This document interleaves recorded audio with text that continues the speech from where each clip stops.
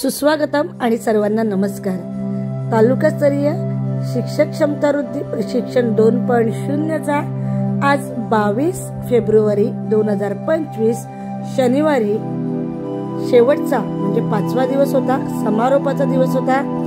आणि आजच्या या 5व्या दिवशी सुद्धा समारोपाचा जरी दिवस असला तरी सखोल अशी चर्चा झाली, गटचर्चा झाली, गटकार्य झालं, सादरीकरण झालं आणि आजच्या 5व्या दिवसाची सुरुवात सुद्धा सुमधुर अशा प्रार्थनेने झाली। सर्वात अगोदर राष्ट्रगीत, त्यानंतर राज्यगीत आणि प्रार्थना गायनाने सुरुवात झाली।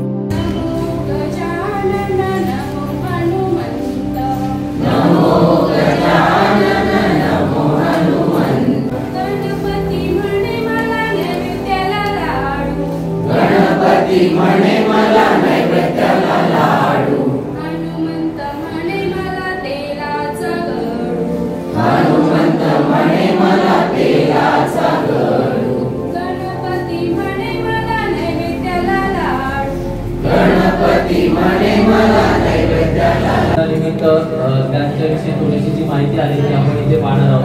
तर 22 फेब्रुवारी हा दिवस विश्व विचार दिवस म्हणून या ठिकाणी वर्ल्ड थिंकिंग डे म्हणून त्यांच्या जन्मदिनानिमित्त साजरा केला जातो। या दिवशी प्रत्येक वर्गामध्ये किंवा स्काउट गाईडच्या प्रत्येक इव्हेंटमध्ये आज त्यांचा केक वगैरे किंवा असं चॉकलेट देऊन त्या ठिकाणी वाढदिवस साजरा केला जातो। त्याच्यात बदल जो केलेला आहे तो बदल आपल्याला समजून घ्यायचा आहे आणि हा बदल आपल्याला समजला कारण आपण प्रत्यक्ष याचं इम्प्लिमेंटेशन करणारे आहोत। धोरणात्मक पातळीवर केंद्रीय स्तरावरती या सगळ्या गोष्टी ठरवल्या गेल्या असतील, पण प्रत्यक्षात ग्रासरूट वरती आपल्याला काम करत असताना जेव्हा आपण त्याला सुरुवात करू, आता स्टॉप आलं, आपल्याला माहितच नव्हतं स्टॉप काय आहे। संकल्पना तर आपण सांगतोय, संकल्पनेच्या आकलनावर सुद्धा आपल्याला जास्त भर द्यायचा आहे।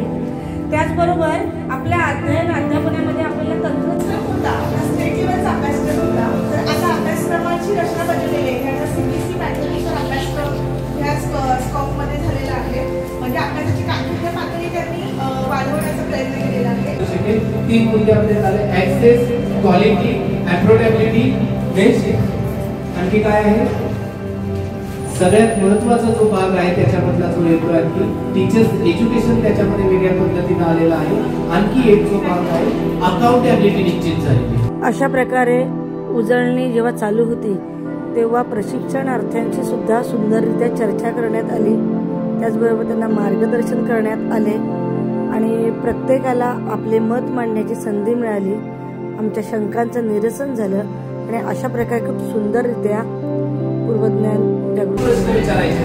पर्यावरणाच्या संदर्भात एखादा प्रश्न असेल, आपण टिपिकल प्रश्न विचारतो, त्याच्यापेक्षा वेगळे प्रश्न काहीतरी त्याला देता येऊ शकतील का? त्यातून तो एखादं डिझाईन तयार करू शकेल का? एखाद्या समस्येची वेगळ्या पद्धतीने तो मांडणी करू शकेल का? किंवा त्याची उकल करू शकेल का? हे आम्हाला जाणून घ्यायचं आहे, त्यासाठी आम्हाला प्रश्न विचारायचे आहेत। या प्रशिक्षणामधून आम्ही काय शिकलो, आम्हाला काय जाऊन करायचं आहे, कोणकोणते नवीन बदल आहेत, या सर्वांची तर सखोल अशी चर्चा झाली, शंकांचं निरसन झालं, मार्गदर्शन झालं आणि त्यानंतर मात्र गट करून गटकार्य देण्यात आलं आणि तेव्हा गटागटांमध्ये आमची चर्चा चालू होती।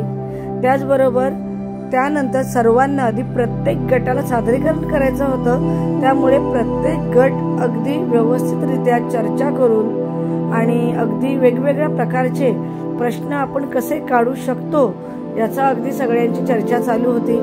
काहींचं लेखन चालू होतं, मग ते प्रश्न तुमचे विचारप्रवर्तक प्रश्न असतील, सर्जनशील प्रश्न असतील, म्हणजे विविध प्रकारची प्रश्ननिर्मिती कशी करायची हे आमचं गटकार्याचं काम चालू होतं आणि प्रत्येक गट अगदी समरसून गेलेला होता, कारण शाळा स्तरावर गेल्यानंतर हे काम आम्हाला सर्वांना करायचं होतं आणि मनामध्ये कोणतीही शंका राहता कामा नये। आपल्याला आज आम्ही गटामध्ये हे काम करतोय, परंतु शाळेमध्ये गेल्यानंतर आपल्याला प्रत्येकाला वर्गासाठी हे काम करायचं आहे आणि यासाठी प्रत्येक गट अगदी समोर असून लक्ष देऊन हे काम करत होता आणि प्रत्येक गटाला नक्कीच याचे सादरीकरण सुद्धा करायचे होतेच। शाळेमध्ये जर मुलं गटकार्य आणि सादरीकरण किंवा गटचर्चा करतच असतात, परंतु आम्हाला जेव्हा गटकार्य दिले आणि सादरीकरण करण्यासाठी सांगितले तेव्हा खरंच गटामध्ये आपण जेव्हा काम करतो आपल्या सहकाऱ्यांबरोबर जेव्हा आपण एखादी नवीन काहीतरी कृती तयार करतो तेव्हा कळतं की खरंच गटकार्य सुद्धा खूप महत्त्वाचे आहेत. कारण एकमेकांच्या आदानप्रदानाने विचारांच्या आदानप्रदान केल्यामुळे नक्कीच प्रत्येकाला एक नवीन माहिती मिळत असते आणि प्रत्येकाकडून एक नवीन माहिती सुद्धा गटामध्ये सांगितली जाते आणि मग सादरीकरणाला सुरुवात झाली. आणि छटा ओळखतो. C2.4 वेगवेगळे गंध आणि चव ओळखतो. या ठिकाणी आमच्या पाठ्यक्रमात आहे ज्ञानेंद्रिय, अध्ययन निष्पत्ती आहे, पक्षी प्राणी वैशिष्ट्ये व उपयुक्तपणे समजून घेण्यासाठी आणि संवाद साधण्यासाठी संयुक्त वाक्यरचना वापरून मौखिक भाषा कौशल्ये विकसित. LOT मध्ये प्रश्न आहे लक्षात ठेवणे लघुत्तरी. त्यामध्ये आहे आईने मोहनला दुकानातून काय काय आणायला सांगितले. किराणा माल दुकान व मॉल यातील फरक वर्णन कर. नंतर मूल्यांकन करणे लघुत्तरी. याच्यामध्ये प्रश्न आहे मॉलच्या जागी तू असलास तर काय केले असते. असे क्षेत्रे ऐकून व वाचून शब्द संग्रह विकसित कर. वस्तुनिष्ठ प्रश्न आहे ब्लॉग्स मध्ये ज्ञानावर आधारित आहे. तहानलेले मन उपयोजन कृतीमध्ये आपल्याला आयताकृतीचे क्षेत्रफळ काढणे. विद्यार्थी आयताची लांबी व रुंदी मोजतो. विद्यार्थी आयताकृती आकृतीचे क्षेत्रफळ काढतो.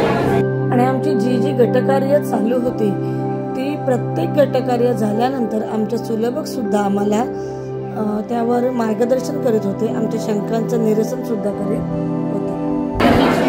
अध्ययन निष्पत्ती आहे चौकटीतील जीवन व महालातील जीवन याविषयी माहिती मिळवणे. दुसरा प्रश्न आहे मध्यालय शब्द समानार्थी.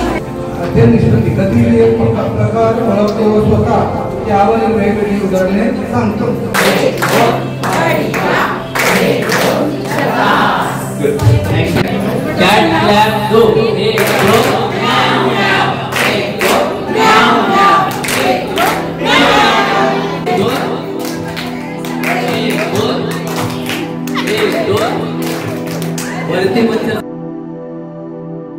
आपल्या सर्वांना माहीतच आहे की आज आपण गेल्या 5 दिवस शिक्षक क्षमता वृद्धी प्रशिक्षणासाठी 2.0 या प्रशिक्षणासाठी सर्व अगदी आपलं तन मन अर्पून आणि धन अर्पून सुद्धा आपण इतर प्रशिक्षणासाठी गेल्या 17 तारखेपासून आज 22 तारखेपर्यंत एक दिवस सुट्टी वजा जाता 5 दिवस आपण हा शेवटचा दिवस आहे.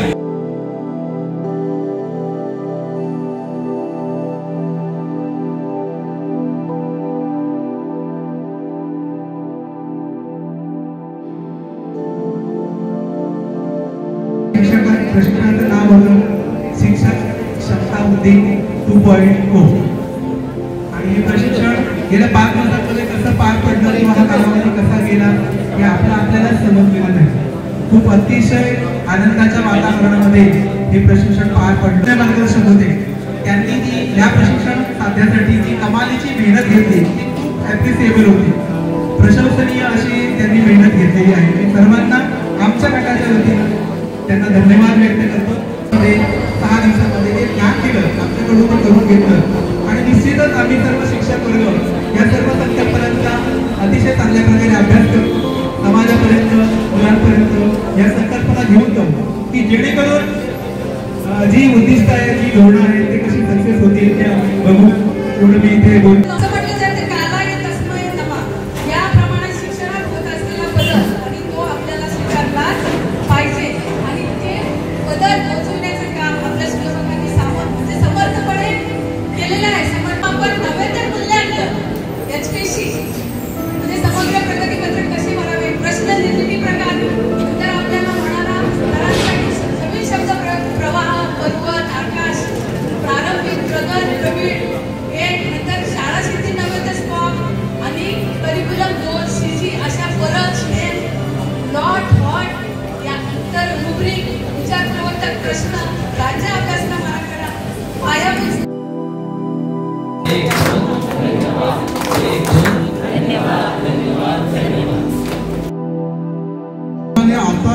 2020 मध्ये जे काही बदल सुचवलेले आहेत ते सर्व बदल आम्ही तुमच्यापर्यंत सांगण्याचा प्रयत्न केलेला आहे. त्यामध्ये बाकी इतर सर्व बदल आपल्याला माहितीच होतं किंवा आपण त्याबद्दल थोडंसं ज्ञातच होतो, पण सगळ्यात महत्त्वाचे जे बदल होते ते म्हणजे HPC कार्ड जे होतं त्याला हॉलिस्टिक प्रोग्रेस कार्ड, त्याच्यानंतर स्क्वाडचं मूल्यांकन आता आपल्या प्रत्येक शाळेचं होणार आहे, त्याच्यानंतर क्षमता आधारित प्रश्न आणि कॉम्पिटन्सी बेस्ड असेसमेंट म्हणजे आपली क्षमता अगोदर विकसित करायची आहे, त्याच्यानंतर आपण विद्यार्थ्यांची क्षमता विकसित करणार आहोत. तर या 4-5 गोष्टींचं उहापोह करणं गरजेचं होतं. या पद्धतीनं आम्ही आमच्या परीने प्रयत्न केलेला आहे. प्रत्येक प्रशिक्षणार्थीने आपल्या परीने ऐकण्याचा प्रयत्न केलेला आहे. पुनश्च एकदा सर्वांचं आभार मानून मी माझं मनोगत थांबवतो. धन्यवाद. हे जे प्रशिक्षण आहे आपण नवीन प्रशिक्षण घेत आहात आणि सरांनी म्हटलेलं आहे की आपण खरे समाजाचे एक घटक आहोत, महत्त्वाचे एक नवीन पिढी घडवणारे आपण समाजसेवक आहोत. तर आपल्याला नेहमी विद्यार्थ्यांपुढे काहीतरी वेगळेपण द्यायचं असतं आणि ती देण्यासाठी हे नवीन नवीन प्रशिक्षण आपल्याकडून करून घेत असतात. ह्या प्रशिक्षणासाठी मुलांनी चांगलं काम केलेलं आहे आणि आज त्याने तालुक्याच्या ठिकाणी इथे तुम्हाला मार्गदर्शन केलेलं आहे. शिक्षकांच्या भावनातून ऐकलं की अतिशय प्रेमाने आनंदाच्या वातावरणामध्ये त्यांनी तुम्हाला त्यांना मिळालेलं ज्ञान तुमच्यापर्यंत पोहोचवलेलं आहे. तर पंचायत समितीच्या वतीने मी त्यांना धन्यवाद देते. सर्व वक्त्यांचा आपण उचलला श्रवणाचा भाग त्याबद्दल आपण सर्वांचं मनापासून कौतुक आणि आभार व्यक्त करतो. शेवटचा म्हणजे समारोपाचा दिवस होता आणि या समारोपाच्या दिवशी सुद्धा आम्हाला बरंच काही शिकण्यासाठी मिळालं. आमच्या पूर्वजांची उजळणी झाली आणि आम्हाला यापुढे कोणते नवीन बदल आलेले आहेत, कोणत्या गोष्टी करायच्या आहेत याचे पुन्हा एकदा या दिवशी सखोल असे मार्गदर्शन झाले आणि नक्कीच शाळा स्तरावर आम्ही यशस्वी असं काम करू. धन्यवाद.